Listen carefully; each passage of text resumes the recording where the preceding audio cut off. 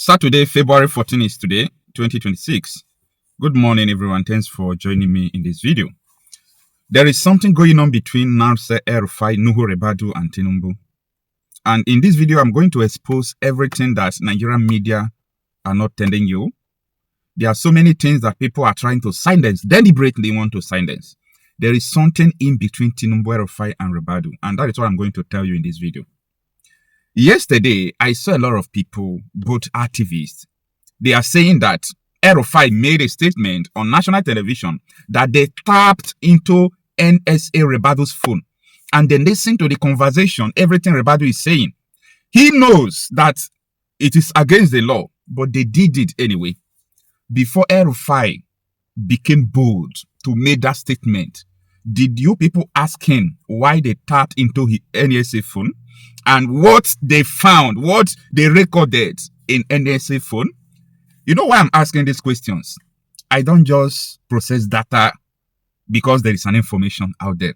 You've got to understand where everything started. Now, 7 months ago, there is something very grievous, very terrible that El-rufai said on Channels Television.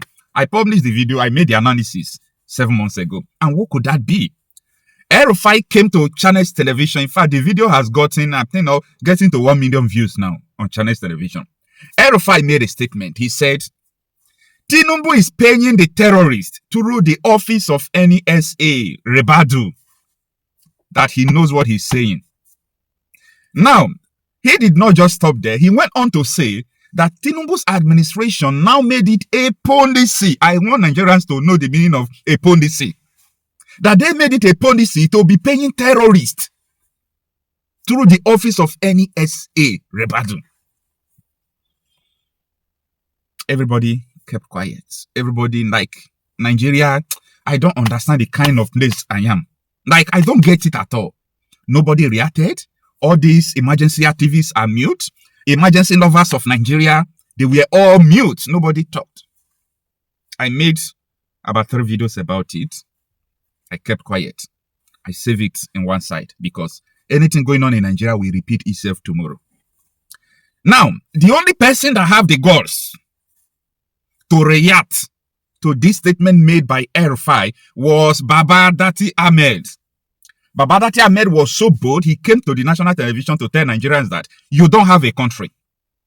This is not a country. That people don't know the gravity of that statement, the gravity of what El-rufai exposed, that Tinubu is paying the terrorists through the office of the NSA. The thing, evaporated. Nobody, like, I am saying that the Tinubu's government, I know, if what El-rufai said is a lie, if El-rufai was lying, they would have picked him since. They're supposed to be in court if El-rufai was lying. And El-rufai was beating his chest that he knows what he's talking about. Then, coming out to say that he tapped into NSA phone, there is something, a secret El-rufai have that is making these people to be scared of him. I am not a fan of El-rufai. People who follow me knows my stand. I don't confuse people about where I stand in all these controversial issues in Nigeria, because I'm always clear to my intentions and the solution to the problem of Nigeria. I'm always clear. Okay, I don't confuse my followers. Now, this whole issue going on, Ribadu, according to El-rufai, sent 50 DSS officials to go and arrest him at the airport. He said only 5 have the guts to approach him. Others were afraid. And he was telling the one that approached to him that even the president cannot ask me to follow you. Tinubu and Ribadu is afraid of El-rufai. El-rufai knows a secret that nobody knows about. And something is going on. Now, I want us to understand everything I'm saying. Let us see how Baba Dati Ahmed reacted to what El-rufai said.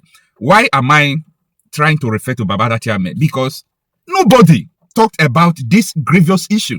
In fact, after I published the video, I was talking with my friend from Israel who lives in Canada. So he was trying to tell me, Okocha, like, what is going on in your country? I say, anyway, you have seen that someone who made that statement was a governor, was a minister, and he played a very big role that brought Tinubu to office. It was El-rufai that played that major role.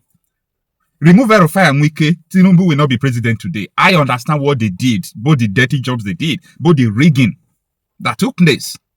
they made Wike El-rufai. Sorry, they made Tinubu El-rufai and Wike. So take it to the bank. So when I published the video that I was talking with this my friend, he was telling me that he don't understand the mentality of Nigerians.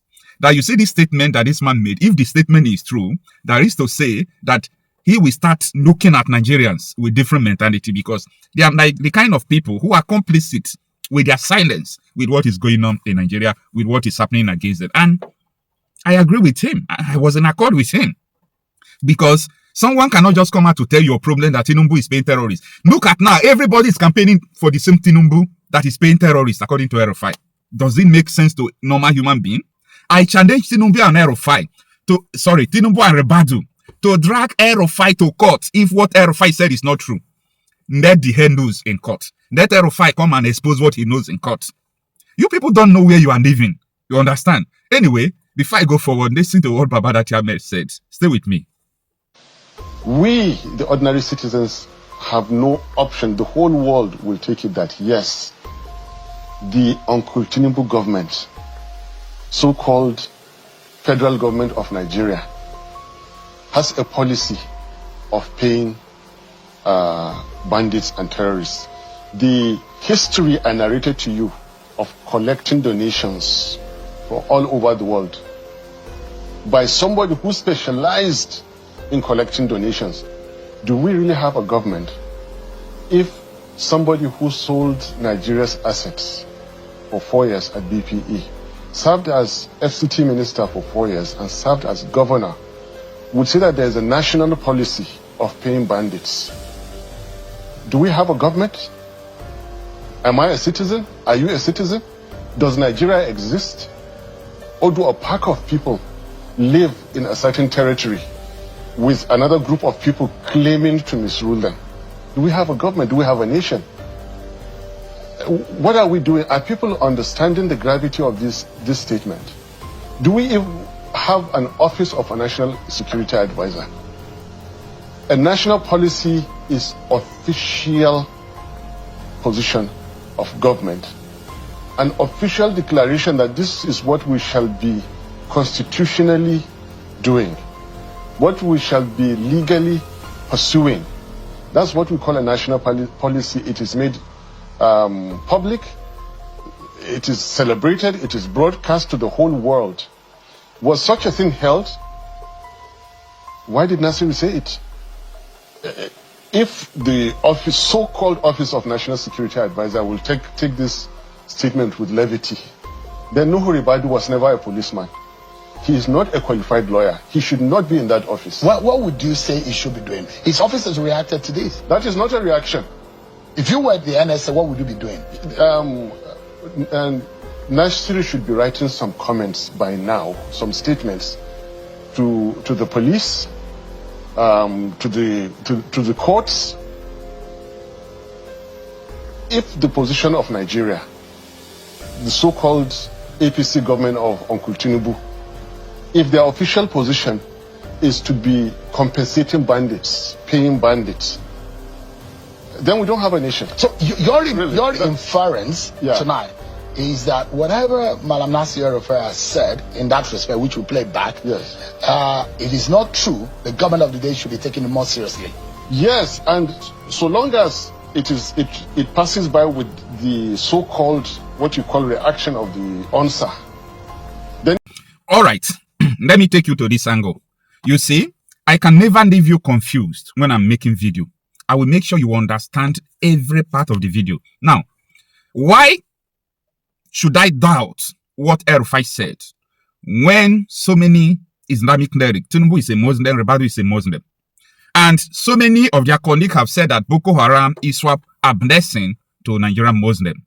Okay, now this man Shegumi made that statement, and I have seen videos, about 7 videos in my possession now, of mosque. This is not AI. This is not, in fact, when I got this video, AI have not started coming out like this. Now, they were saying that Boko Haram is a blessing to us, ISWAP is a blessing to us, this one is a blessing to us. Now, if Boko Haram and ISWAP are blessings to northern Muslims, paying them is not a haram to them.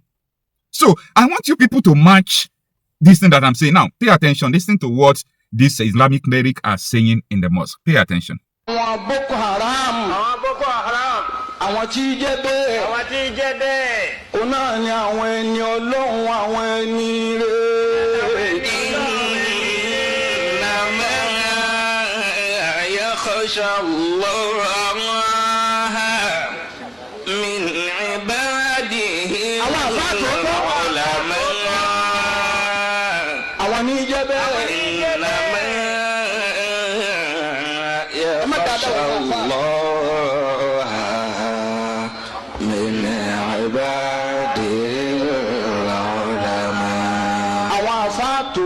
Àwọn àfáà tòótọ́ tí wọ́n ti ń bẹ tipẹ́tipẹ́. Àtẹ̀mí gbogbo àwa tá a wà ń bí àwọn Boko Haram wọ́n ti ń bẹ síwájú ká tó dáyé. Innama yakhsha Allaha. Àwọn Boko Haram. Àwọn tí jẹ́ bẹ́ẹ̀. Ọ̀nà ni àwọn ẹni Ọlọ́run, àwọn. Now, do you see how some moderate Muslims in the mosque were looking at the clerics? Some of them were looking at them like, what are they saying? Come on. You see, so many Muslims who do not understand what most of their clerics are doing. Like, they don't get it. You understand? They are not carrying some people along. And that is why you see that these Boko Harams are still attacking some moderate Muslims. Do you not see their faces? They were looking at, come on. Wow. Boko Haram are good people? ISWAP are good people? Is that what you are saying? Oh my goodness. Like, why is it that Nigerians are like this? I'm not blaming these people. I am blaming us. I am not blaming these people at all. I am blaming us. We are the problem. To not understand the handwriting on the wall. We are the problem. To not understand everything that people have been saying. You know, Lucky Dube said in his music, you can kill the prophets, but you can't kill the message, or you can't stop the message. Everybody who brought good message for you about Nigeria, many of them have been killed, you know, a lot of them have been arrested and detained unconstitutionally because of interest. But you know what? The message will remain. Nigeria cannot be one. Nigeria cannot be one. I am telling people that generations to come will regret why their fathers did not fight for them. Now, my message for you, I see a lot of people now campaigning for APC, campaigning for Tinubu, City Boys movement. I want to ask Obi Kubana chief priest, are you aware that Tinubu is paying terrorists according to El-rufai? Ehamufu, people can't enter there because of these terrorists. So, are you trying to campaign for someone who is paying terrorists according to El-rufai? No, we have to think sometimes. But you know what? The reason why I'm not too much interested in federal elections, presidential politics, is because nobody can enter there that can change Nigeria. The only solution to, you know, stopping all these things is let Nigeria divide, even though it's into 15. Every ethnic group, everybody have to have the ability to defend themselves because of what is coming. These people, forget, these people are saying Boko Harams are good people, ISWAP are good people. These people are going to call jihad. Okay? What is going on in Nigeria? The original jihad have not started though. These people, if they call jihad, many people in military will call you to surrender to these jihadists. That is what America saw. That is making America to come into Nigeria.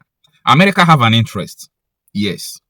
America don't like it that Christians are being persecuted, Muslims are being killed, all those things. They don't like it, but that is not the only problem.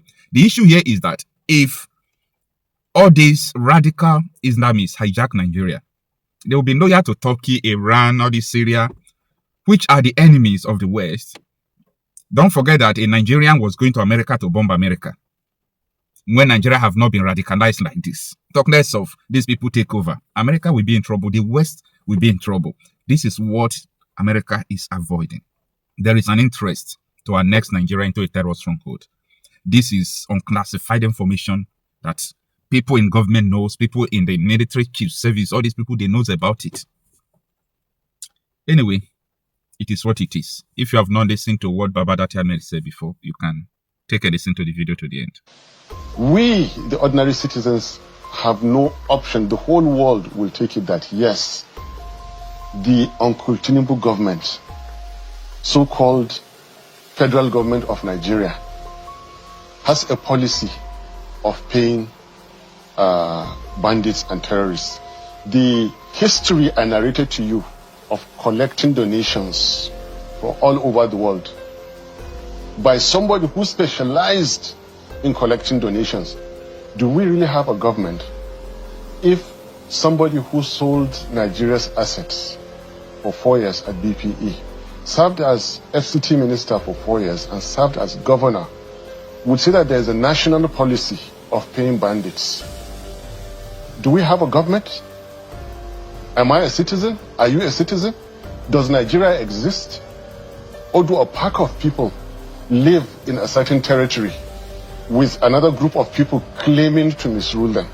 Do we have a government? Do we have a nation? What are we doing? Are people understanding the gravity of this statement?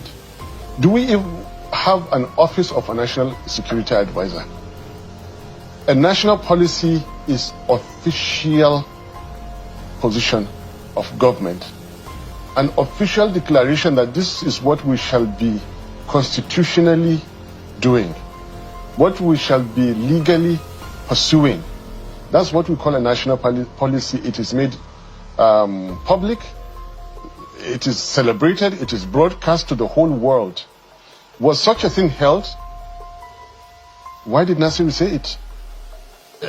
If the office, so-called Office of National Security Advisor, will take this statement with levity, then Nuhu Ribadu was never a policeman. He is not a qualified lawyer. He should not be in that office. What would you say he should be doing? His office has reacted to this. That is not a reaction. If you were at the NSA, what would you be doing? Nasir should be writing some comments by now, some statements to the police, to the courts. If the position of Nigeria, the so-called APC government of Uncle Tinubu, if their official position is to be compensating bandits, paying bandits, then we don't have a nation. So your inference tonight is that whatever Malam Nasir El-rufai has said in that respect, which we play back, yes, it is not true. The government of the day should be taken more seriously. Yes, and so long as it passes by with the so-called, what you call, reaction of the answer, then it is true. And I tend to agree that it could be true. But if for example, I was going to ask before this one, another almost 8-year governor of Borno State said that there are informants of terrorists in the Nigerian military and among Nigerian politicians, and it is official. You have the evidence. Before then, there was another politician who again said that bandits and terrorists were brought into Nigeria pre-2015 election. These are even small ones. Do you remember? Now, what I'm about to say and my arguments are that insecurity is part of APC. Insecurity has been APC's way of getting power. Insecurity has been part of APC's way of staying in power. Is that fact or just your opinion? That is my candid, firm opinion that is being strengthened by the kind of unfortunate comments like that of Nasiru. So, 2 days ago. But there are no facts to what you're saying. There are no facts to what you're saying. There are facts. If there are opinions, how would you say a government of the days, part of their life or living is insecurity? That I'm giving you the facts. Now I have clearly given you 3 statements of politicians, government functionaries that are undisputed. I have given you this. Go back in time. Do you remember that a former Nigerian president was attacked by terrorists? Unprecedented, never in the history of Nigeria did that happen. Do you also remember that I made a passing statement on that in 2022, which, as usual, people didn't take seriously? Why did some young men in the forest in the northeast, what business do they have? When Nigerian leaders leave, they are liked, they are loved, they are forgiven all their errors and everything. This one, they followed and tried to kill him. Why did that happen? What happened in all the donations leading up to 2015? Why decide to come back and run in 2015 after crying and telling the whole world you're no longer contesting? What was the link with North Africa? What was the link with Muammar Gaddafi? He's not alive, but others are alive to say it.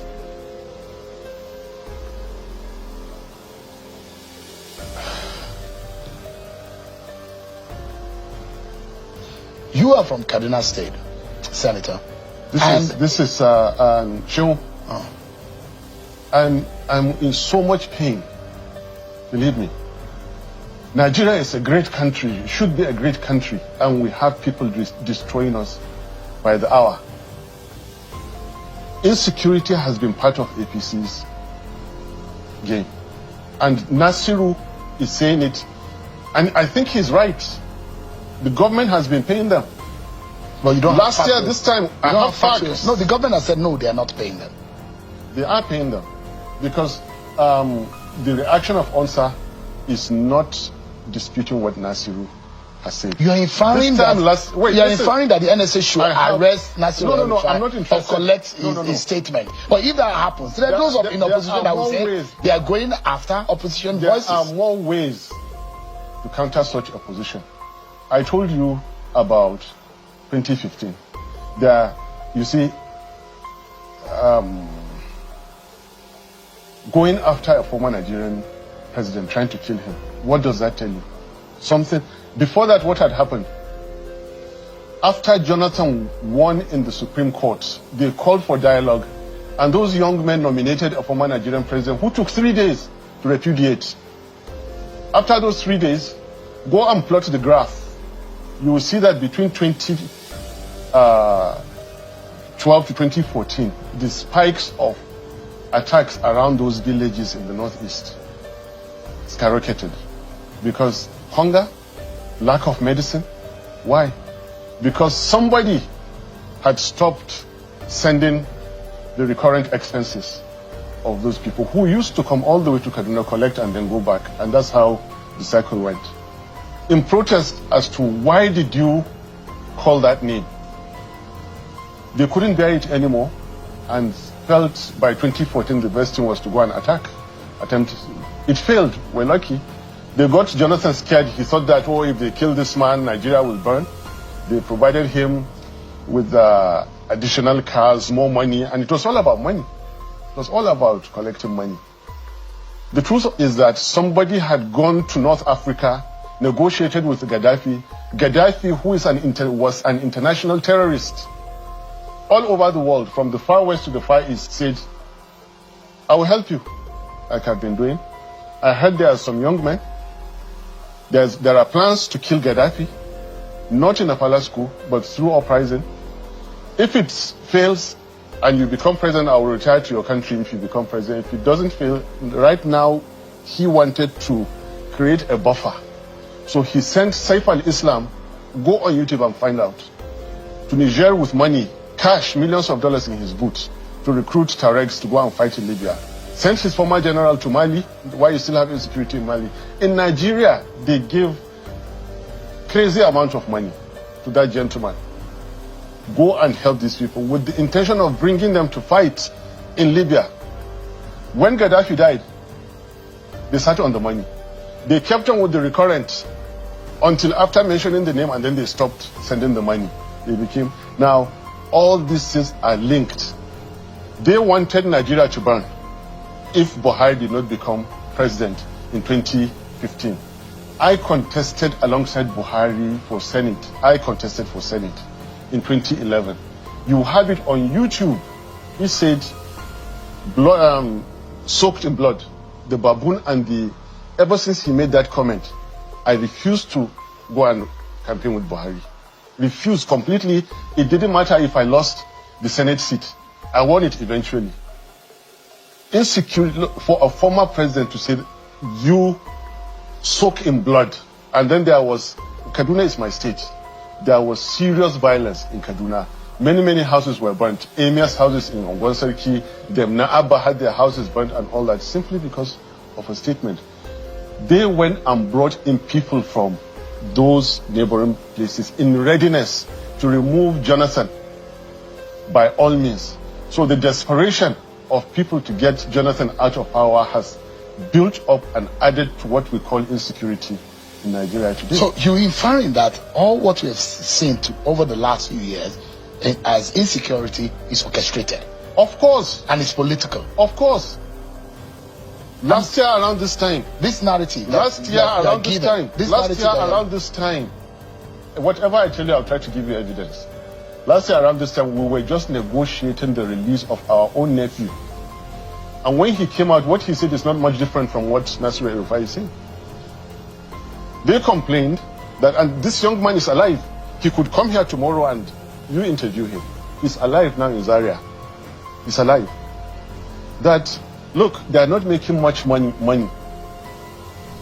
relying on these handouts from government.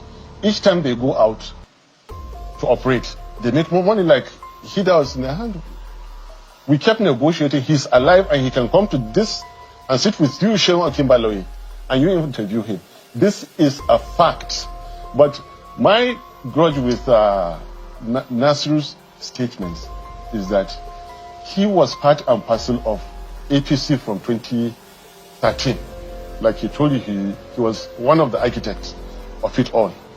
All of a sudden, to come and absolve himself and call others. No, Nasiru is part and parcel of all that has been going on. We suffered, we are victims of Nasiru's misrule in Zaria. Go back to December 2015, when a war was supposed to have been won in the Northeast. What business, what military and strategic business did an army chief have to come to Zaria for a convocation, not of NDA, graduation of recruits, privates, choosing to follow the route where the Shiites were holding? All these things were orchestrated. They knew the exact hour, the exact minute that he was coming to pass, because they had the technology. And 800 people were killed because they wanted to raise down the temple that was built. These things were carefully doctored and orchestrated. These are heavy allegations that you are making, and which one will imagine? One will imagine someone of your status in the society. Yeah. Why are you just saying this? Why are you saying this? Does it amount to a political gimmick, or no? What exactly are you up to with this? Shehu, I've been saying it. I said it in your own program. I mentioned the link about North Africa. In your own program, go back and check. Play the archives and see. Wherever I spoke, I linked electoral fraud with insecurity, corruption and insecurity. I have always done this. I'm worried, actually, with some of the things that you are saying. But what is at the heart of all of this is that people are being killed. And the government is saying innocent soldiers are also losing, and security operatives are losing their lives. The question is, where do we go from here? How do we stop this cycle? If you say they are political in nature, for the sake of God, how do we stop this cycle of killings? Only when you have the right leaders. You can only have the right leaders when you have them truly elected. So long as people will steal an election, so long as people will capture a nation, you will never have security. Most important, most drastic, most horrific is that when that group of people use the tools of insecurity like we have seen in 2015, and it worked, and they achieved what they wanted.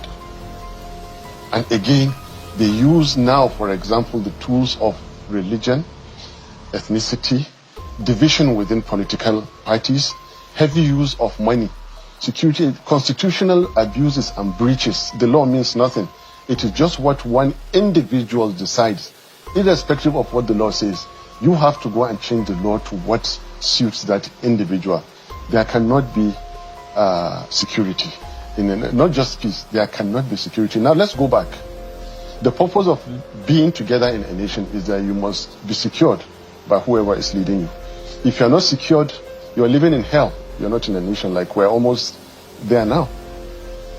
If that is the purpose, and you have someone who served as 8 years as a governor in one of the federating units to come and say that it's a policy of the government to reward, because pay is reward, to reward terrorists and criminals.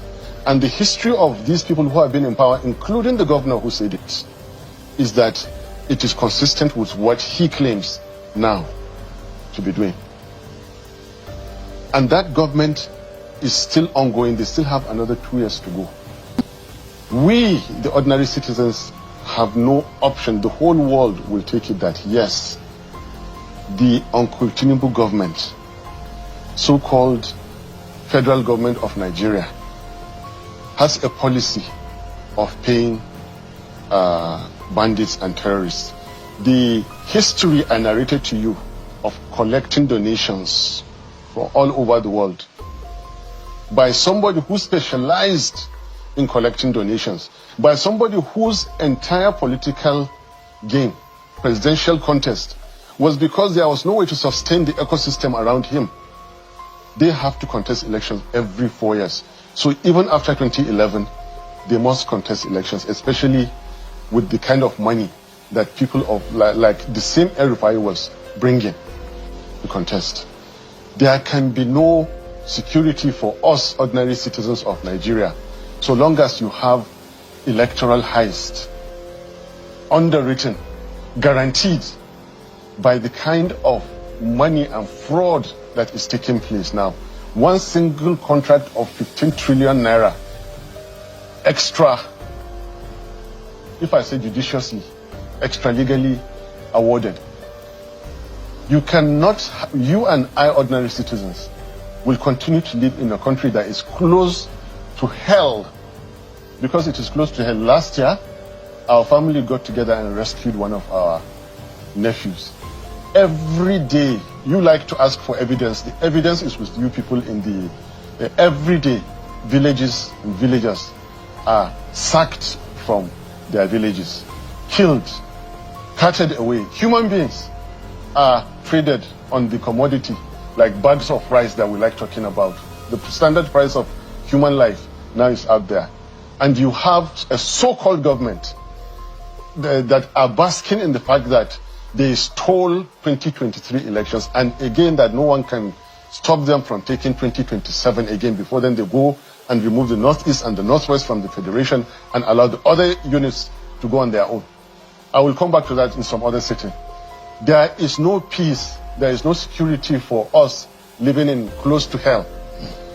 So long as these people are worshipped, continue to be worshipped by sycophants, telling them what they are doing is right. They are buying politicians who are jumping ship to join APC and give them the falsehood that they are doing well. There will be no security in it. It will continue to fail. Right. They are getting closer to Abuja. They are getting closer and closer and closer to Abuja. This insecurity we're talking about. So long as the president the so-called president is aloof with the realities on ground and has a so-called vice president who has been reduced to just going for wedding ceremonies, burial ceremonies. In the situation that Nigeria is, look, it is easier for the federal government of Nigeria now to send a whole vice president to go for condolence visits and wedding ceremonies than when 200 people are killed in the villages in Katsina. 52 were killed 2 days ago. He didn't go. But we're totally out of time because